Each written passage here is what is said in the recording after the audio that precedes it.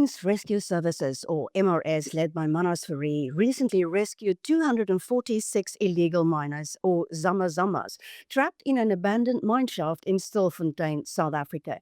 The mission followed a tense standoff between the miners and authorities before MRS finally got the go-ahead for a rescue mission. While operating in extreme heat and total darkness, this high-risk rescue mission raises the question: what drives Fourie and his team to face such danger? Well, Mannas Fourie joins us in the Business studio to explain. Hi, Mannas. Welcome to Business. Hi, good afternoon, Linda. Thank you for hosting me. Well, can you describe this rescue operation at Stilfontein and the key elements it entailed? So basically, this incident occurred in a vertical shaft. We had to go and retrieve illegal miners that were stuck on a level at 1,280 meters. In November last year, I was requested to lower a camera down the shaft to determine if there are any illegal miners or people trapped inside the shaft, of which we did. And through communication of putting a notepad onto the rope wrote me a letter back saying that there are 480 people and they would like to come out. And then thereafter, this whole operation started off. So basically, it was our mobile rescue winder, which we had to deploy.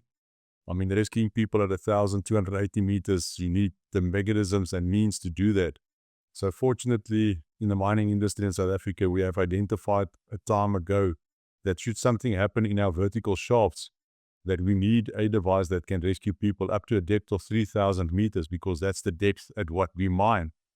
This machine was then developed, designed, and built by South Africans in South Africa, and we got it right to test that machine at one of our member mines up to 3,000 meters. So having to do this work, we knew we had the capabilities and skills. So we deployed this machine to go and take out these miners. Sure, it sounds like a big challenge. So, what was the biggest challenge during this rescue operation? Yeah, it was a challenge for us because every single operation or every single incident is different than the one before. There's not a script or a book which you can read from, which you need to follow. You need to think on your feet. So the challenges we had with this one is surely the safety of our rescue team members to be lowered down the hole.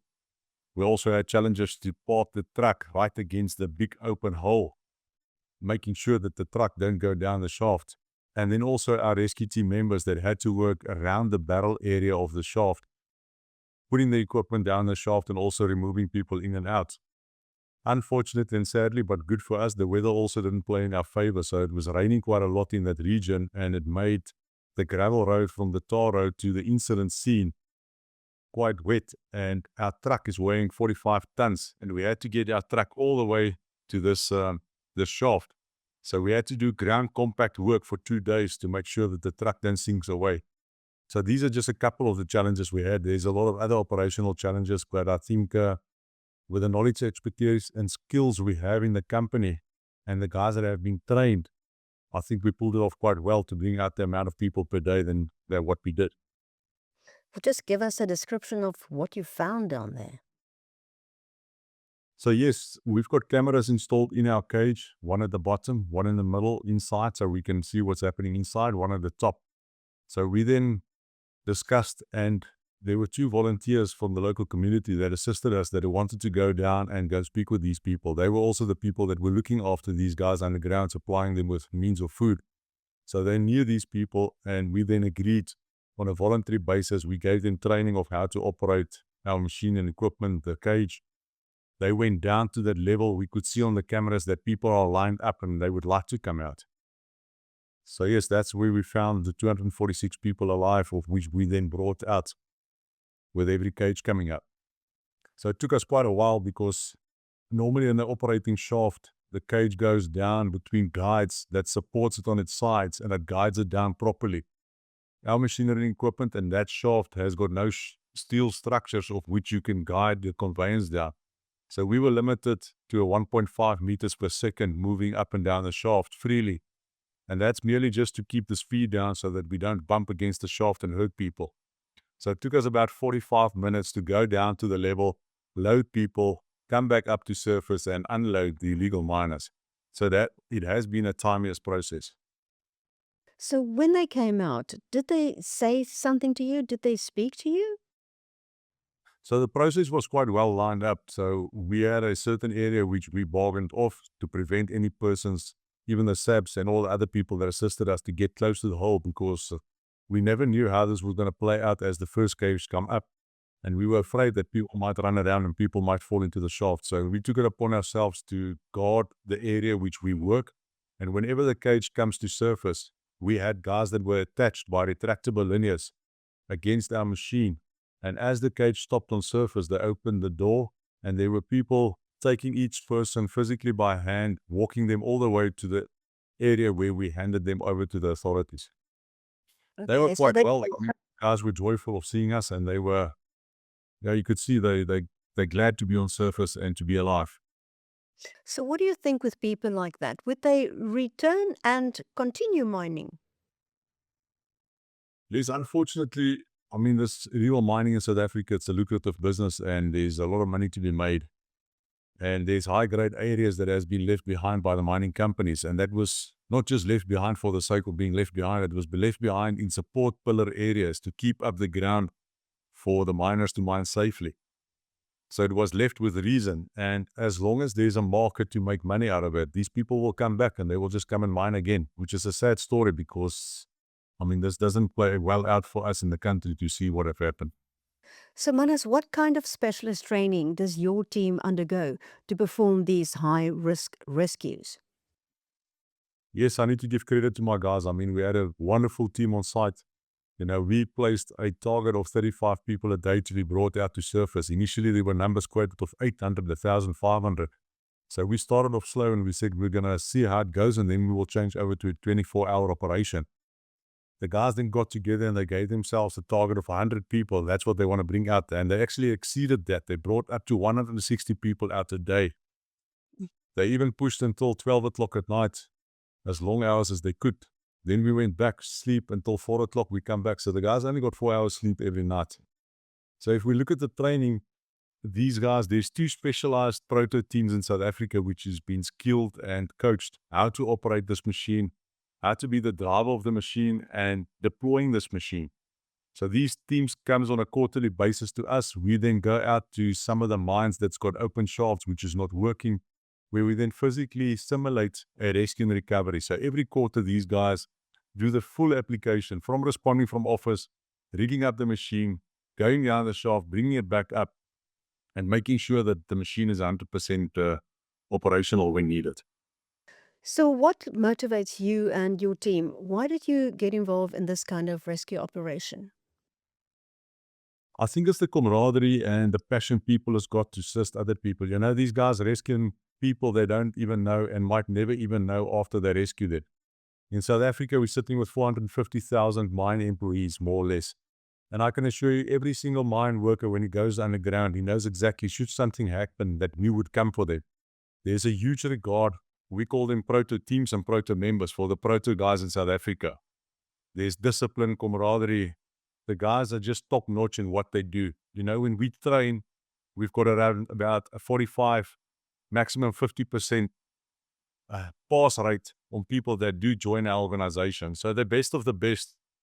And that makes it to be part of this and to want to be part of this. I mean, who cannot feel proud walking away saying that they have rescued people? It's a calling to do. And I think these guys really go above and beyond. And it's sad to say these guys would risk their life to save a life. Over the past 100 years of the existence of this company, we've lost 42 people that have lost their lives while busy rescuing or doing mining-related firefighting work to make sure that the mines are operational. So it doesn't only go about rescuing people, it also goes about making sure if there's disasters or incidents at the mine that we deal with them. Because to get the mine back on track as soon as possible, we're saving jobs. We're making mines to still operate. If it takes too long, a lot of these small mining companies that hasn't got a lot of cash flow can go into business rescue and close down and people can lose their work. So it's a huge responsibility upon these guys. Are you the only company in South Africa that provides this critical service? So this company has been established by the mining industry in 1994. They identified the need of something. The company is still owned by the mining industry. So it has been established for the mining industry by the mining industry. And It's a company that the mining companies in South Africa quite cherish. They give us a huge support, and whenever they call us, we make sure that we're ready to go and respond. They subscribe to a membership scheme of Mines Rescue Services, which allows them then, if they pick up the phone, I can call any rescue team in South Africa from any mine and deploy them at that mine. So it's a huge share membership scheme, making sure that there is an emergency preparedness and response in South Africa. We're quite huge. We're sitting with 150 underground teams consisting of a minimum of 6 members, which brings the rescue team member volunteers to 1,180 in South Africa. We also quite recently started exploring into the open cast mines, the surface operations. And within the last couple of years, we've got about 409 surface fire responders, which can also then deal with surface fire disasters in the country. So I think there's very few people in the country that can say they've got so many people that if there's a disaster, we can all pull together and we can all pull resources together and we can go and assist as far as possible. So, what is your background? How did it come about that you specialized in this dangerous field? Yeah, when I started off in the mining as a young boy, I always saw these guys going out dealing with all these dangerous situations and being looked after and being looked up to from every single mine employee. So I said, I need to get myself into this. I need to be part of this team. And fortunately, in my young career, I joined the proto teams, of which I then worked for about 7 years, of which I also became the captain. And I had a great passion for what we were doing. But unfortunately, growing into the mining industry and to senior management positions, I had to let go, giving focus to the operational side of things. But when this position came up as chief executive officer for South Africa, I immediately jumped to it to come back to the organization. And yes, it's a passion for me and I love what I'm doing. And I always say that I'm a father of 1,180 boys because they're my boys. I need to look after them wherever I go and whatever we do. Does it matter to you that these miners were probably illegally in the country and are foreigners? Do you distinguish? We do not distinguish. I mean, we've rescued a lot of illegal miners in South Africa. When we get called, I mean, there's a life at stake. We don't discriminate. We just go and do what we have to do to make sure that we can preserve life and give closure to families if needed. So it was a immediately not even doubtful situation to say, let's go and help and sort this problem out in the country. Do you operate outside South Africa's borders? So about 2-3 years ago, we started exploring outside South Africa. We've done work in Russia. We've done work in Africa all over. I've got a lot of people I'm training in Africa. We do the whole world. We're also part of the International Mines Rescue Body, which is a fraternity where it looks after all the mines rescue inside the world and giving advice and sharing learnings, of which I'm then also a board member there. And I can assure you that South Africa is quite leading the way in what we do, and the world learns from us, and likewise we do sometimes learn from the rest of the people as well. Unfortunately, or how can I say fortunately for us, is that if you look at the deepest mines in the world, I think out of the top 10, 8 belongs to South Africa. And with deep mining, it brings new challenges or different challenges than any other mining in the world. And that's the conditions that is actually giving us all this knowledge and expertise. The organization is also, we're not a lot of people in the company, but have this opportunity to manage every single scenario that happens in the country. All that knowledge and expertise stays within the company. And whenever we get to incidents, it's not like it's a first new thing for somebody. We know exactly what to do, and we assist the management then to lead the process. Whoa, Mannas, is there anything else you'd like to add? No, I think it's just the support from everybody out there. I mean, even the public, our rescue team members, the mine management, every single person that believes in us and that supports us. I mean, it's just amazing. I can just say thank you to them, and we really appreciate everything that came our way. Well, you do amazing work. And Mannas Fourie, thank you so much for speaking to Biz News. Welcome. Thank you, Linda. It was an opportunity and a pleasure for me. Thank you. Well, I'm Linda Fontaine for Biz News.